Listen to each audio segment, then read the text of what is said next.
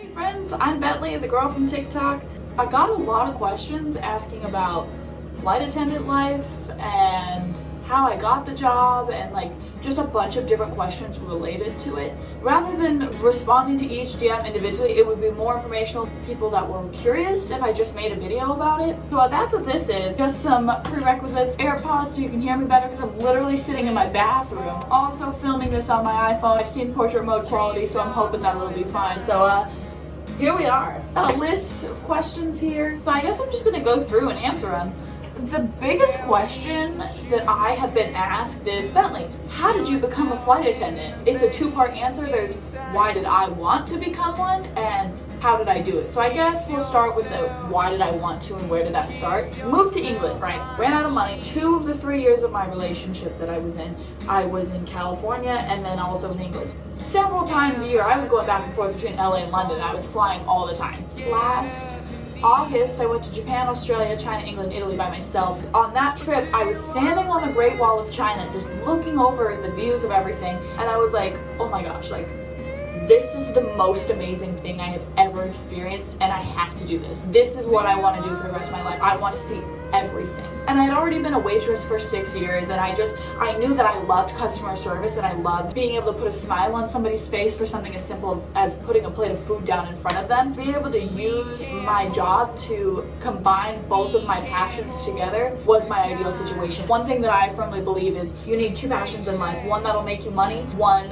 is just something creative that you enjoy. And for me, being a flight attendant combined both of those passions into one. From there, I knew that was it. That was my life. To become a flight attendant, a lot of people don't realize it is really heckin' difficult. People think, oh, you just applied. No, false. Many airlines have lower acceptance rates than Harvard. Let's talk about that real quick. The airline specifically that I work for, we only open our applications for a few days. I'm assuming because we get so many applications in that short period of time. It honestly was just completely by chance that I even got the job with the airline I work for because I just so happened to apply during the open period. When you start to apply, it's usually about a 5-step process. You'll start by submitting your resume. If they like your resume, they'll send you a questionnaire. Questionnaire asks questions like 1 to 5, how messy is your room, or questions like that to just kind of get to know your personality, your honesty. And after you do the questionnaire, then you go ahead and you do a video interview. Video interview is a little bit more tricky. That one you sit down in front of a camera, kind of like what I'm doing right now, and a question in text pops up on the screen and it'll say let's say a customer did so and so, and then it's what would you do in that situation? It's a lot of questions like that, and from there they're just trying to get to know you and your skills as far as reaction to things and how you handle situations. Then after that, they watch your video interview, they decide they like you, then they fly you out for a face-to-face interview, and this is where you do an actual interview with a person, and that is really stressful. I got to that stage with 2 different airlines of the dozens that I applied for. Did a bunch of video interviews. It's genuinely an excruciating process. So once you do the video interview, you just kind of wait. The timeline varies per airline, and honestly the time you apply. Once you get an offer, then they'll send you a training date. Training is also insane. Training is anywhere from 4 to 6 weeks. It honestly just depends on the airline. My earrings went missing because I felt you could hear the sound of them knocking on. I don't know if they are, if they can, sorry. At training, it varies per airline again. I'm just speaking on my personal experience. I had tests pretty much every day. There were written tests, multiple choice, and then there was actual physical tests where I would have to practice procedures for things to show that I actually know how to do it. On the written test, you had to get 80% or higher on every single one. You got 2 retakes total for all of the tests. If you didn't pass, and you get sent home. It's really stressful. You don't sleep. But also, I've met some people that I am going to keep in my life for the rest of my life. I've met some of my closest friends, some people that I consider family from that experience. But yeah, so that's kind of the becoming of being a flight attendant. Another question that I got is the requirements. I wouldn't say that there are specific requirements. I guess, of course, being of age, I think it's 20 or 21, don't quote me. Requirements, they like customer service experience, gotta be able to speak English. I think those are the only requirements. I'm not positive. Honestly, Google's your best friend. That's a question that Google can definitely give you the answer to. One of the questions I personally get asked a lot, just because of the way that I look, how do airlines feel about being pierced and tattooed? For me, when I go into work, I just pop that bad guy up there and I take out my Medusa, I just wear the long sleeve uniform because all of my tattoos are on my arms, so if I cover them with the uniform, bippity boppity boo, no one knows I have them. As far as my leg tattoos, I wear the most opaque shade of nude tights. On top of that, wear the most opaque shade of black tights, just so that my tattoos are super covered and no one will ever know they're there. I could also just wear one pair of like footed leggings, like that are fleece lined and super thick, but I just do it the hard way, I guess. I don't know. So tattoos, I mean, as long as they're not like visible, like behind your ear, on your face, your hands, it's fine. I mean, also it does depend on each airline, and there are some airlines that will literally inspect you. So just be careful. Like if you have finger tattoos or hand tattoos, like get them removed if you really, really want the job. Some airlines are okay with band-aids and makeup, others aren't. Honestly, it just depends on the airline. One question I got asked is about what I wore to the interview. Do yourself a favor and research that airline. Do whatever you have to do to blend in with the way that they look. Red lipstick, absolutely red lipstick. Hair back. If you can wear it in a ponytail, wear it in a ponytail, or if you're like me, half up, half down. Don't let your bangs go over your eyebrows like mine are right now. Just push them back. Take out your piercings, like look like you would look at work. Don't wear anything that pops too much. Just a basic blazer and like a basic solid shirt. So typical work week for me, it depends. So when you first start as a flight attendant, you'll be on what's called reserve, which is basically being a slave to your company. But also it's a great experience because then you get to learn all the different routes. I've learned that if I'm flying to so-and-so place, the customers really like Pepsi, or if I'm flying to this place, then they really like ginger ale. I don't know, you just like learn the different crowd. So when you're on reserve, basically have your cell phone glued to your hand and you're just waiting for crew services to call you and tell you you're gonna get a trip. And then you go wherever they send you. Basically just get the leftovers that the people who have lines or actual schedules drop. You kind of just get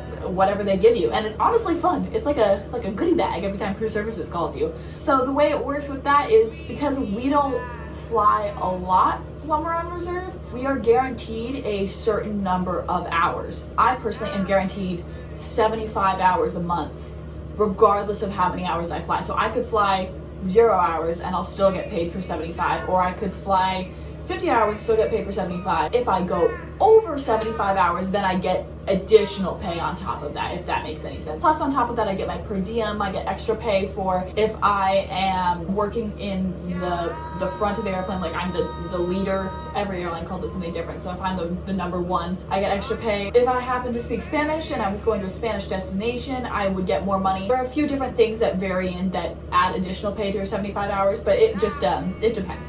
One thing I've had people talk about is going to school or thinking about going to school to be a flight attendant. I personally wouldn't recommend going to flight attendant school because if you get hired by an airline, they're gonna train you anyway. Like it just seems like a waste to do that. If you already are pursuing a degree, then definitely hospitality is awesome. Communications. I mean, there are so many different degrees you could get, but you honestly don't even need one. I am in school right now. I am doing flight attending and also getting a degree in leadership studies. So, I mean, you can do both, but you don't have to. If you do want to transition from being a flight attendant to a pilot, though, I do believe you have to have a bachelor's degree, but I don't think it matters what it's in, but don't quote me on that, ask Google.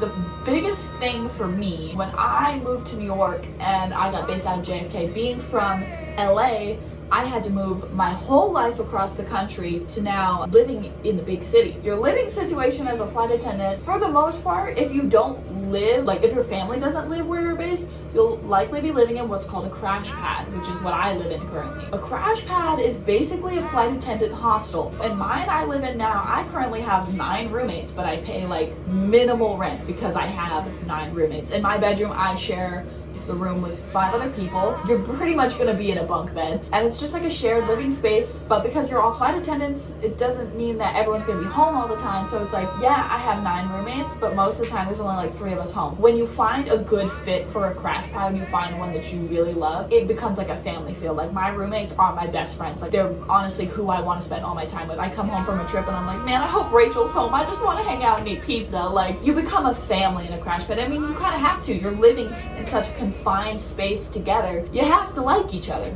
I am lucky because I live in a really good crash pad. Like, we have closets and stuff. Most crash pads, you'll be living out of your suitcase, which is not great, but I'm thankful to have a very large closet considering the fact that I consider myself a fashionista. I need closet space. I love shoes. So crash pads, you're likely living out of a suitcase. Find one that's a good fit for you. It is very cost effective, especially when you're on reserve because you're gonna be broke. Really good question I was asked is it fun? And my answer is the Pope Catholic? Absolutely it's fun. I cannot imagine myself doing any other job for the rest of my life. I'm so lucky to be 22 and already have my dream job. Working for an airline and being a flight attendant is the biggest blessing that I have ever been given in my life.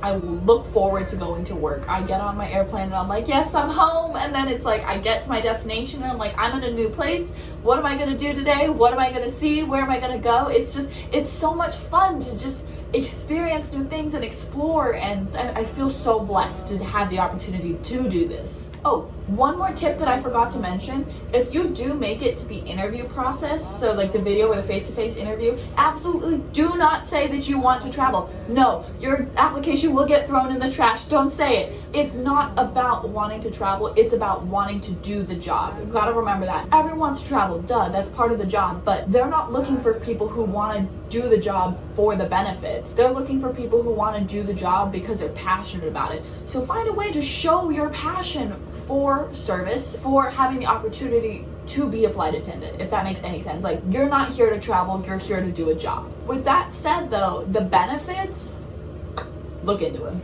One thing to take note of is the differences in airlines. So you can work for a legacy airline, so like American, Delta, United, the big airlines, or you can work for like a regional, so the smaller ones like Mesa, Compass, SkyWest. There's different kinds. The regionals tend to pay a little bit less, and it's more of the shorter trips to like New York to Boston, or like LA to San Francisco, or LA to Vegas, kind of like short hops. It can be different, but like usually that's the kind of stuff you'll get with a regional, whereas if you're doing a main line, you'll be doing like New York to LA, or I mean, you will do shorter ones too, but yeah, that's kind of how it works with the different ones.